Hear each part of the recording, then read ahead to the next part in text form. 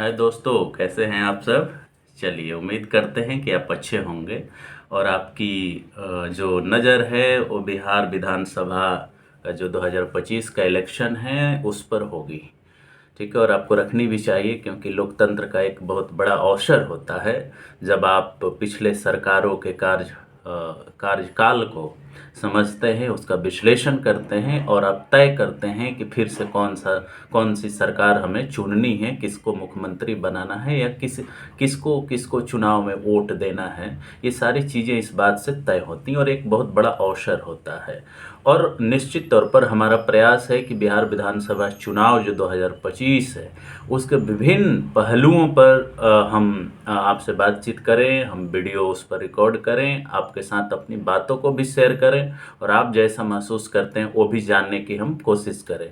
और उसी प्रयास में दोस्तों हमारा एक ये भी प्रयास है। आप जानते हैं कि भारतीय राष्ट्रीय कांग्रेस इस देश की सबसे पुरानी पार्टी है जिसकी स्थापना 1885 में हुई। निश्चित तौर पर उसके नेतृत्व में और बाद के दिनों में जो उसका नेतृत्व रहा, महात्मा गांधी रहे, जवाहरलाल नेहरू रहे, डॉक्टर राजेंद्र प्रसाद रहे और बहुत सारे लोग रहे जिनके नेतृत्व में राष्ट्रीय आंदोलन लड़ा गया, की लड़ाई लड़ी गई और अंततः भारत आज़ाद हुआ। लेकिन वो पार्टी जो राष्ट्रीय आंदोलन की पार्टी थी और 1947 के बाद जब भारत आज़ाद हुआ उसके बाद की भारतीय राष्ट्रीय कांग्रेस, दोनों में मूलभूत अंतर जो है उस अंतर को भी समझना होगा। खास करके उनके लिए नहीं, जो कांग्रेसी हैं वो हमेशा इस चीज़ को एक ही साथ जोड़ कर दिखाना चाहते हैं। लेकिन अगर आप राजनीति को थोड़ा बहुत भी समझते हैं तो भारतीय राष्ट्रीय कांग्रेस आज़ादी से पहले और उसके बाद, और ख़ास करके जब इसमें कांग्रेस का नेतृत्व जो रहा है, चाहे वो पंडित नेहरू हों, चाहे इंदिरा गांधी रही हों, चाहे और भी लोग जो भी नेतृत्व कर रहे हैं, उनका उनका जो चरित्र रहा है, उनकी जो एक्टिविटी रही है उसको समझने की ज़रूरत है। और कैसे आज़ादी के बाद एक समय तक कांग्रेस का डोमिनेंस रहा, राज्यों में भी रहा और केंद्र में भी रहा। लेकिन 1967 के बाद धीरे धीरे धीरे धीरे एक वंशवाद की पार्टी ये बनती गई, गांधी फैमिली की पार्टी बनती गई। कैसे ये फैमिली बनी, ये भी बड़ा इंटरेस्टिंग सवाल है। और अंततः एक सबसे बड़ा जो मुद्दा राष्ट्रीय आंदोलन के समय ही उठाया गया, जो सामाजिक न्याय, सामाजिक प्रतिनिधित्व का मुद्दा, उसे कैसे कांग्रेस हमेशा दरकिनार करती रही। और एक एक एक जो इसका वोट बैंक था, वोट बैंक आप कह सकते हैं, जिसको कोलिजन ऑफ एक्सट्रीम्स भी कहा जाता है। एकदम मतलब जो जो एक्सट्रीम जो फोर्सेज होते हैं उनका कैसे इसने कोलिजन बनाया, अपर कास्ट मुस्लिम्स एंड जो शेड्यूल कास्ट और शेड्यूल ट्राइब्स होते थे, और बीच का जो एक बहुत बहुसंख्यक जो आबादी थी उसको इसने हमेशा दरकिनार किया। चाहे संगठन की बात हो, चाहे पावर शेयरिंग की बात हो। यस दोस्तों, हम बात कर रहे हैं ओबीसीज का, हमेशा उसने दरकिनार किया। सामाजिक न्याय और प्रतिनिधित्व के सवाल को हमेशा हाशिए पर रखा।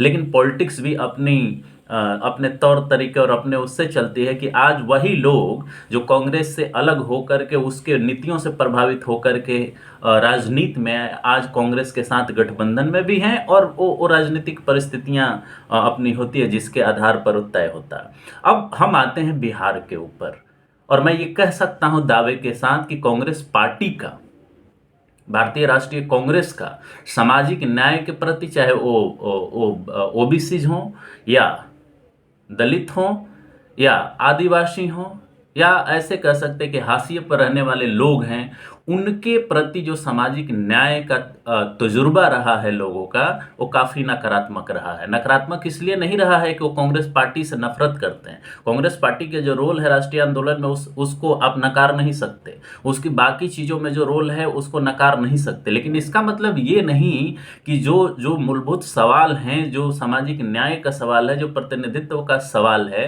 चाहे वो संगठन में हो। हम बार बार कहते हैं कि सामाजिक न्याय का मतलब केवल आरक्षण देना नहीं होता। सामाजिक न्याय का मतलब केवल नौकरी में और एजुकेशनल इंस्टीट्यूशन में आप आरक्षण की व्यवस्था कर दिए वही नहीं होता। सामाजिक न्याय का मतलब ये भी होता है कि समाज के हर स्तर पर, राजनीति के हर स्तर पर उनका प्रतिनिधित्व सुनिश्चित किया जाए। केवल नारों में ही सामाजिक न्याय नहीं रिफ्लेक्ट होना चाहिए और आना चाहिए, बल्कि हर स्तर पर होना चाहिए, जो कि कांग्रेस पार्टी के अंदर नहीं दिखता। और हम ये नहीं कह रहे कि कांग्रेस पार्टी को सत्ता में नहीं लौटना चाहिए, निश्चित तौर पर हर पॉलिटिकल पार्टी का ये अपना अधिकार है, उसका कानूनी अधिकार है कि वो सत्ता के लिए क्लेम करे, उसके लिए पॉलिसी बनाए, उसके लिए एक्टिविटीज करे। लेकिन एक नागरिक होने के नाते ये भी हमारा कर्तव्य है कि ये समझें कि नारे क्या हैं और एक्चुअल में डिलीवरी कितना हुआ है। और निश्चित तौर पर जब कांग्रेस पार्टी की हम बात करते हैं तो उसके पूरे इतिहास को हम खंगालेंगे ना कि सामाजिक न्याय पर उसने क्या किया है। और वो सामाजिक न्याय एक संकीर्ण सामाजिक न्याय की बात हम नहीं कर रहे हैं, जिसको लोग समझने का प्रयास ये करते हैं कि नौकरी में आरक्षण की उसने बात कर दी और वो हो गया सामाजिक न्याय। और ये सारे बजाबते सारे पार्टियों के लिए हम ये बात कह रहे हैं। लेकिन आज हम लोग कांग्रेस पार्टी की बात करेंगे। हम वंशवादी राजनीति करने वाले उन लोगों की भी बात करते हैं कि वो भी सामाजिक न्याय के विरोधी हैं, जो अपने बेटा बेटी को केवल इसलिए राजनीति में ला रहे हैं क्योंकि वो किसी पार्टिकुलर मुख्यमंत्री या नेता के बेटा बेटी हैं। वो भी वंशवाद के पोषक हैं और निश्चित तौर पर लोकतंत्र और सामाजिक न्याय के खिलाफ हैं। तो आज दोस्तों हम लोग कांग्रेस की बात करेंगे और कांग्रेस ने बिहार में एक यात्रा शुरू की है, पलायन रोको रोजगार दो। यात्रा का यही आप वेरीफाई भी कर लीजिएगा, हम उस टाइटल में नहीं जा रहे, उसको कौन नेतृत्व दे रहा है कौन नहीं दे रहा है इस पर नहीं जा रहे हैं, उस व्यक्ति पर हम नहीं फोकस करेंगे, लेकिन एक ओवरऑल ऑर्गेनाइजेशनल इशू पे जरूर फोकस करने का हम प्रयास करेंगे। क्या रहा है सामाजिक न्याय का इतिहास कांग्रेस पार्टी का बिहार में? 1947 से लेकर के 1967 तक कांग्रेस की ही सरकार रही है। बाद के दिनों में भी जब लालू जी 1990 में आते हैं, उससे पहले भी कुछ लोगों को छोड़ दिया जाए, चाहे भोला पासवान शास्त्री को आप ले लें, चाहे कर्पूरी ठाकुर जी को ले लें, दरोगा प्रसाद राय को ले लें, कुछ लोगों को छोड़ दें, तो अल्टीमेटली कांग्रेस के हाथों में ही सरकारें रही हैं 90 तक। और 90 के बाद जो सामाजिक न्याय की राजनीति थी या कहें कि पिछड़ों की राजनीति थी, उसने अपना वहां पर एक तरह से धाक जमाया, वर्चस्व जमाया। अब सवाल ये उठता है कि जो भी आज राजनीति हो रही है बिहार में, जितने लोग आप पीके की भी बात कर ले, प्रशांत किशोर की बात कर ले, कुछ दिनों पहले पुष्पम प्रिया चौधरी की बात हुई, आज जो कन्हैया कुमार हैं, सो कॉल्ड पहले कम्युनिस्ट थे और आज नए कांग्रेसी हैं, उनकी आप बात कर लें, सब लोग जो है आज रोजगार और पलायन का मुद्दा उठा रहे हैं और उठाना भी चाहिए, सबका अधिकार है। बिहार की अगर समस्या है तो बिहार के लोगों का ये कर्तव्य है कि वो मुद्दा उठाएं। लेकिन सवाल ये है कि आपने क्या किया, कांग्रेस ने इतना दिन से क्या किया था? 1947 से लेकर के 1990 तक उसने कितना रोजगार दिया, उसने कितना माइग्रेशन रोकने का प्रयास किया, पलायन रोकने का प्रयास किया, और जो आज नेतृत्व कर रहे हैं उस आंदोलन का या उस पदयात्रा का, उन्होंने कहां तक पढ़ाई की, कहां रह करके सारा राजनीति अपना तय कर रहे हैं, और उसको लीड करने वाले लोग कहां से बिलोंग करते हैं, कहां से आते हैं, कहां पढ़े लिखे, इस पर भी सवाल उठना चाहिए। तो सवाल ये है दोस्तों कि इस फ्रंट पे कांग्रेस पार्टी ने क्या किया है? इससे पहले तो उनकी भी सरकार रही है ना, उनसे भी तो सवाल किया जाना चाहिए। और कांग्रेस की भी ये खासियत है कि वो 90 से पहले जो उन्होंने किया है उसका कोई रिकॉर्ड नहीं देते, वो नहीं बताते कि हमने रोजगार बढ़ाने के लिए क्या किया। केंद्र में तो 2005 से लेकर के 14 तक आपकी सरकार रही है, उसमें क्या आपने किया? उसमें कितना बिहार को रोजगार आपने दिया? उस समय आपने पलायन कितना रोका? ये सारे सवाल तो पूछे जाएंगे ना आपसे, या उससे आप वंचित रह जाएंगे। आज राहुल गांधी जी ये बात करते हैं कि हम संविधान लेकर के दिखाते हैं, संविधान में ये प्रोविजन है, संविधान खतरे में है। खतरे में तो इमरजेंसी के समय में भी रहा है। उतना बड़ा बेजा इस्तेमाल तो आज तक इस देश में नहीं हुआ। निश्चित तौर पर आप अभी की सरकार है उस पर भी आरोप लगाते हैं, लोकतंत्र है, आपका आरोप लगाने का अधिकार है, लेकिन हम तो पूछेंगे, हमें पूछने का ये अधिकार है कि आपके संगठन के अंदर कितना सामाजिक न्याय है, कितने लोगों का प्रतिनिधित्व, ये जो आप पदयात्रा कर रहे हैं इसमें कितने लोगों का प्रतिनिधित्व है? क्या आज भी आपका संगठन पूरी तरह से किसी खास जाति के कब्जे में नहीं है? इसका जवाब आप हाँ में देंगे या ना में देंगे? आज इस आंदोलन का नेतृत्व किसके हाथ में है? कौन इसको लीड कर रहा है? क्या कांग्रेस में आज भी सामाजिक न्याय स्थापित हो पाया है? हम सामाजिक न्याय उसकी बात नहीं कर रहे जो लोग उठा रहे हैं, मुद्दा एकदम जेन्युइन है, लेकिन सवाल यह है कि सामाजिक न्याय का मुद्दा उठाने वाले वही लोग क्यों होते हैं जिन्होंने सामाजिक न्याय के हक को और लड़ाई को हमेशा दबाने का प्रयास किया है। ये बात आप समझिए कि ये भी एक तरीका है सामाजिक न्याय को सप्रेस करने का, दबाने का। प्रतिनिधित्व सांगठनिक स्तर पर ना हो पाए, आप केवल ये दिखाएं कि हम आपके लिए बात कर रहे हैं और आपके लिए बात करके हम नेता बनते रहें और आप उनके सपोर्टर बनते रहें। ये कांग्रेस के लगता है कि ब्लड में आज भी है, उसके डीएनए में आज भी वो मौजूद है। चाहे इस पद यात्रा के इंचार्ज की बात हो या इसमें जो मोस्टली शामिल लोग हैं, नेतृत्व के लोग हैं, उनकी अगर बात हो, वो सारे के सारे एक खास वर्ग और जाति से आते हैं। हम जाति का नाम नहीं लेना चाहते हैं, लेकिन ये सवाल तो है। कांग्रेस के विरोध अगर सामाजिक न्याय का आंदोलन बिहार में खड़ा हुआ तो ये एक बहुत बड़ा कारण था कि संगठन से लेकर के सत्ता तक केवल कुछ खास जातियों का वर्चस्व रहा, और कांग्रेस आज भी बिहार में वही कर रही है। निश्चित तौर पर एक ये स्ट्रेटजी उनकी हो सकती है कि जो उनके गठबंधन में शामिल लोग हैं वो बाकी जातियों को साधेंगे, लेकिन हमें नहीं लगता कि कांग्रेस पार्टी जो ओबीसी है, जो ईबीसी है, जो एससी है, जो एसटी है, जो मुस्लिम्स है, उसको साध पा रही है। ये मैं क्यों कह रहा हूं? इवन जिन जातियों के नेतृत्व में ये आंदोलन चल रहा है, चाहे पदयात्रा चल रहा है, क्या वो लोग देंगे क्या कांग्रेस को वोट?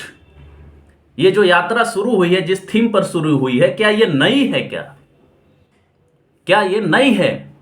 हाँ, ये लग सकता है कांग्रेस पार्टी को, और एक बेहतर बात हो सकती है, रणनीति हो सकती है कि इसके माध्यम से हम युवाओं को जोड़ेंगे, युवा नेतृत्व को हम सामने लाएं, इसलिए युवा हमारे तरफ आ जाएं, कुछ वोट बैंक मिल जाए, कुछ वोट मिल जाए। लेकिन निश्चित तौर पर यह दूरदृष्टि वाली रणनीति नहीं है। आज भी कांग्रेस पार्टी के अंदर डिफरेंट खेमा है, जातीय आधार पर बना हुआ है, लेकिन डोमिनेंस किसी खास जाति का है, इस बात से कोई इनकार नहीं कर सकता है। जो बिहार की कांग्रेस है उसमें, चाहे राष्ट्रीय जो कांग्रेस है उसके पूरे ऑर्गेनाइजेशनल सेटअप में आप उठा करके देख लें। तो सवाल ये आता है कि भारतीय राष्ट्रीय कांग्रेस का जो नेतृत्व है वो नारा देता है सामाजिक न्याय का, लेकिन जब उसको कंक्रीटली इंप्लीमेंट करने की बात आती है तो कहीं नहीं है, वो कहीं नहीं है। और सारे ओबीसी और एससी एसटी के नेता केवल एक नेता का झंडा बुलंद करें, उनका नारा लगाएं और नेता वो बने। तो भाई कांग्रेस पार्टी नया क्या कर रही है? कांग्रेस पार्टी कुछ नया कर रही है क्या? उसका नेतृत्व नया है क्या? अभी कुछ दिनों पहले पीके बात कर रहे थे कि हम एक नई राजनीति लिखेंगे, हम शिक्षा रोजगार की बात करेंगे, हम जाति आधार पर टिकट नहीं देंगे, हम ये नहीं करेंगे, वो नहीं करेंगे। किया उन्होंने क्या? वही किया जो सारी पार्टियां कर रही हैं, जिनके आधार पर उनको ब्लेम करते हैं। और पीके का तो एक और खासियत था कि 1990 के पहले की वो बात ही नहीं करते। वैसे लगता है कि 90 से पहले बिहार विकसित बिहार था और 90 के बाद सबसे ज्यादा वो पिछड़ा हो गया, जबकि सच्चाई ये है कि 90 के बाद, और खास करके निश्चित तौर पर ये मैं कह सकता हूं कि 2005 के बाद बिहार ने एक नई कहानी लिखी है। इस बात को आप एक्सेप्ट करें या ना करें, इस बात को आप एक्सेप्ट करिए या ना करिए, 2005 के बाद बिहार में बहुत सारे बदलाव हुए हैं और उसको इनकार आप नहीं कर सकते। लेकिन आपको राजनीति करनी है तो कुछ भी कहें, वो आपका अधिकार है, वो आपकी रणनीति हो सकती है, आप एक बेहतर विजन दे सकते हैं, इसके लिए कोई रोका नहीं है। लेकिन सवाल तो उठाया जाएगा ना कि आप नया क्या कर रहे हैं, आप में नया क्या है? जो पीके कर रहे थे कि उनका नेतृत्व उनके हाथ में, उनके पार्टी संगठन का नेतृत्व उनके हाथ में रहेगा और बाकी लोग रबर स्टाम्प बन करके उनका काम करें। वो सामाजिक न्याय की बात करें, लेकिन नेतृत्व की जब बात होगी तो उस नेतृत्व को नहीं देंगे किसी को। वो नेतृत्व उन्हीं लोगों के हाथों में रहेगा जो वर्चस्वशाली हमेशा से रहे हैं। और एक तरह से कह सकते हैं कि उन फोर्सेज का नेतृत्व कर रहे थे जो पूरी तरह से अब सप्रेस्ड होती जा रही थी या हो रही हैं, उनको किसी न किसी तरह से मेन स्ट्रीम में ला करके उनका वर्चस्व स्थापित करना। लेकिन वोट किसका लीजिएगा? बहुसंख्यक वोट किसका है, तो उसके लिए सामाजिक न्याय का बात करना पड़ेगा। लेकिन नेतृत्व सामाजिक न्याय की जरूरत वाले लोगों को वो नहीं देंगे, और यही बात साबित हो रही कांग्रेस के भी नेतृत्व में। कहां है नेतृत्व में जो ओबीसी है और एससी एसटी है, कहां है नेतृत्व में? क्या वो कोई नेता नहीं था जो उसके नेतृत्व में वो आंदोलन चल सके? भाई आपका संगठन का प्रदेश अध्यक्ष भी एक जाति का होगा, आंदोलन का नेतृत्व करने वाला भी एक जाति का होगा, उसका समन्वय करने वाला भी एक ही जाति का होगा। क्या क्या सामाजिक न्याय है राष्ट्रीय कांग्रेस का भाई, भारतीय राष्ट्रीय कांग्रेस का? ऐसा सामाजिक न्याय तो बड़ा ही आप कह सकते हैं कि लोकतांत्रिक है, संवैधानिक है। क्या आप भी मानते हैं कि यह संवैधानिक और लोकतांत्रिक है? जिसकी बात कर रहे हैं उसी का नेतृत्व नहीं है। ये तो वही बात हुई, त्रिवेणी संघ से पहले जो सवाल उठे थे, या त्रिवेणी संघ ने जो सवाल उठाया था कि भाई ये संगठन में कहां है प्रतिनिधित्व हमारा? जिस कारण से 1967 में कांग्रेस की सरकार वहां बदली, उस गलतियों से क्या कांग्रेस सीखी है? क्या आज मूर्ख है लोग कि नेतृत्व आपका रहेगा और वोट दूसरे लोग देंगे? क्या आपका चरित्र और चलन कोई नहीं समझ रहा है क्या? आपका चरित्र और चलन कोई नहीं समझ में आ रहा है क्या? बैकवर्ड क्लास के कुछ लोगों को, जो बैकवर्ड क्लास में भी अगड़ी जातियां हैं, जो वर्चस्वशाली जातियां, उनके कुछ लोगों को पकड़ के नेतृत्व में शामिल करके कि आप चाह रहे हैं कि बहुसंख्यक आबादी का वोट ले लेंगे, वो आपको वोट दे देगी। क्या ये पॉसिबल है? ये एक बहुत बड़ा सवाल है, और ये सवाल उठाना होगा, ये सवाल समझना होगा कि इस आंदोलन का चरित्र क्या है। गांधी का इस्तेमाल खूब करते हैं लोग। गांधी और अंबेडकर के बीच का डिफरेंस किसको नहीं पता है? जिसको नहीं पता है और जिसको पता भी है, उसको ये गुमराह करने की भी एक कोशिश है। ये अंबेडकर जयंती पर इनका जो पद यात्रा है वो खत्म होने वाला है। और आप समझिए कि जो कंट्राडिक्शन है अंबेडकर और गांधी के अंदर के बीच में, जो पूना पैक्ट के माध्यम से हो चाहे पूरे आंदोलन के माध्यम से हो, वो आप डिनाई नहीं कर सकते। निश्चित तौर पर एक समानता खोजने का प्रयास कर सकते हैं, ये बताने की कोशिश कर सकते हैं कि गांधी और अंबेडकर में समानताएं थी। निश्चित तौर पर समानताएं थी, लेकिन जो विचारधारा की असमानता थी, जो डिफरेंसेज थे, जो अंतर थे, उसको आप पाट नहीं सकते। निश्चित तौर पर गांधी और अंबेडकर का इस्तेमाल आप निश्चित तौर पर करने का प्रयास कर रहे हैं, वो भारतीय जनता पार्टी भी कर रही है और आप भी कर रहे हैं। लेकिन जो रिगार्ड और जो जिस तरह से प्रचार तंत्र आपका चला था अंबेडकर के खिलाफ, किस तरह से बाबू जगजीवन राम को आपने खड़ा किया अंबेडकर के खिलाफ, ये किसको नहीं पता है?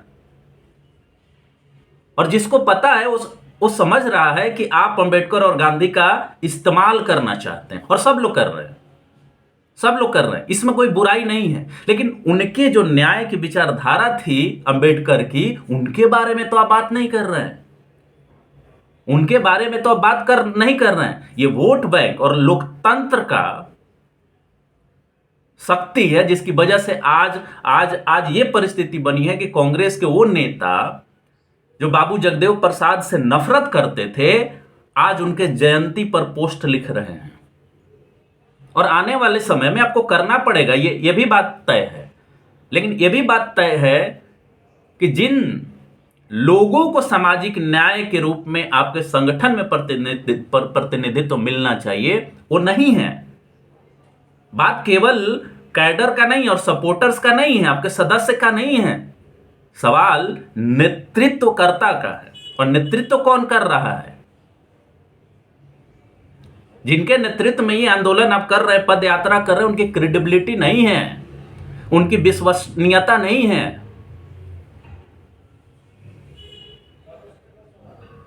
और उस विश्वसनीयता को पाने के लिए आपको सामाजिक न्याय का रिफ्लेक्शन देना पड़ेगा, प्रतिनिधित्व देना पड़ेगा, जो कि नहीं है।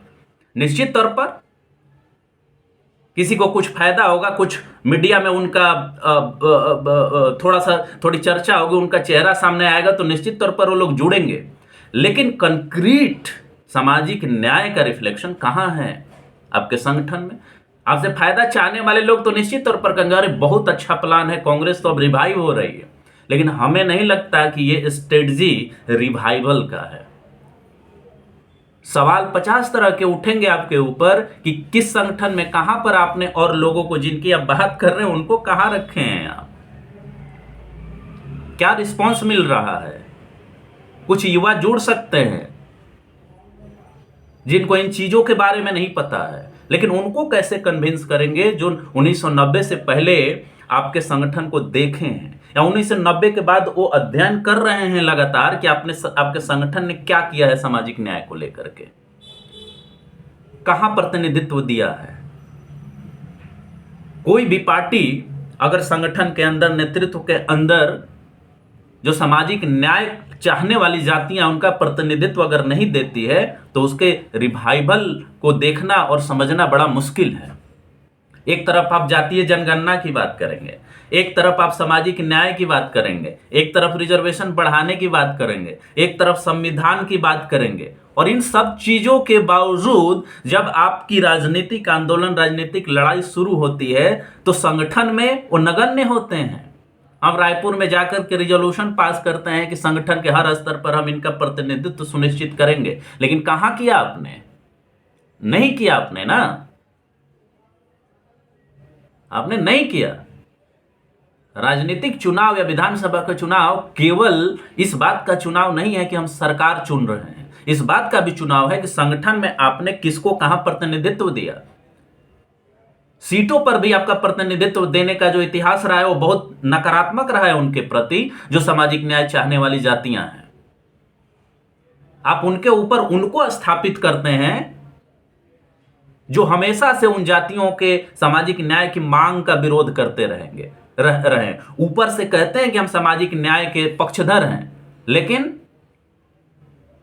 जब उनको शक्ति मिलती है, पावर मिलती है, तो हमेशा उसके खिलाफ वो काम करते रहे हैं, कुछ लोगों को छोड़ करके। कुछ एक्सेप्शन है, अर्जुन सिंह एक्सेप्शन है। और जब उन्होंने रिजर्वेशन को लागू किया था शिक्षण संस्थानों में, तो यह भी पता है कि कांग्रेस के अंदर कैसे कैसे लोगों ने विरोध किया था, किस तरह से उनको साइड लाइन किया गया था। और आज जो ये नेतृत्व कर रहे हैं लोग, वो कितना सामाजिक न्याय इंश्योर करेंगे। माइग्रेशन, बेरोजगारी, सबकी वो बात करते हैं, लेकिन आरक्षण पर क्या उनका स्टैंड है? कास्ट सेंसस पर उनका क्या अप्रोच है?